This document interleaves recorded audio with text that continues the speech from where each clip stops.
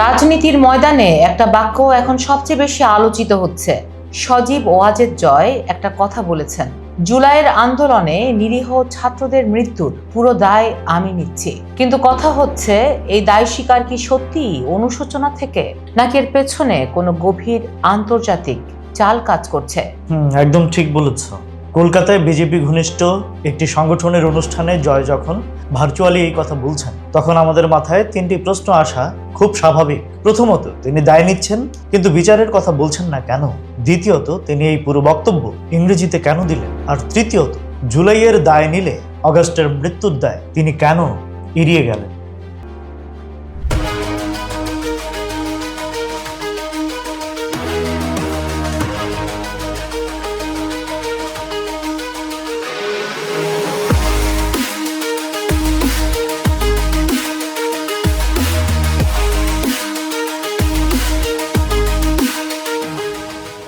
জয়ের এই দায় নেওয়াটার মানে কিন্তু পরিষ্কার নয়। তিনি কি আইনি দায়ের কথা বলছেন, নাকি কেবলই নৈতিক ব্যথা? কারণ ইতিহাস বলে, দায় নেয়া আর জবাবদিহিতা কিন্তু এক জিনিস নয়।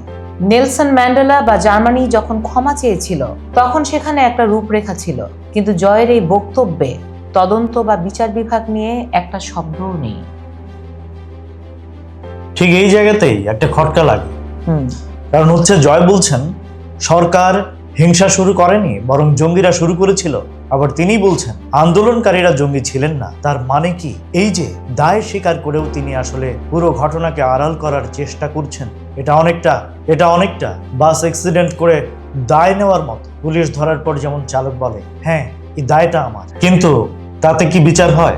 কিন্তু অদ্ভুত ব্যাপার হলো, কলকাতায় অনুষ্ঠান, অথচ তিনি একটা বাক্য বাংলায় বললেন না। রাজ, তোমার কি মনে হয় না তার আসল টার্গেট ছিল আন্তর্জাতিক মিডিয়া? তিনি আসলে দেখাতে চাইছেন যে আওয়ামী লীগ নমনীয় হচ্ছে, যাতে আন্তর্জাতিক মহলে একটা সফট ল্যান্ডিং পাওয়া যায়। হ্যাঁ, আমারও তাই মনে হয়। ঠান্ডা ঘরে বসে ইংরেজিতে ভাষণ দিয়ে তো আর রাজনীতি হয় না। রাজনীতি করতে হলে মাঠে নামতে হয়। জয় দায় নিচ্ছেন, কিন্তু মাঠ পর্যায়ের কর্মীদের নিরাপত্তার কথা বলছেন না। এই দায় স্বীকার কি কেবলই রাজনীতির উত্তরাধিকারী হিসেবে নিজের একটা ব্যক্তিগত ঢাল তৈরি করা? আসলে দায় নেওয়াটা তখনই অর্থবহ হয় যখন দায়ের পর আসে জবাবদিহিতা। জয়ের মুখ থেকে সেই জবাবটাই আজ ভীষণভাবে অনুপস্থিত। হ্যাঁ দর্শক, জয়ের এই দায় স্বীকার কি আপনাদের কাছে বিশ্বাসযোগ্য মনে হয়, নাকি স্রেফ একটি রাজনৈতিক কৌশল? কমেন্টে জানান আপনাদের মতামত। এতক্ষণ আপনাদের সঙ্গে ছিলাম আমি রাজ, আর আমি দীপ, এবং আপনারা শুনছিলেন ভয়েস অফ বেঙ্গল।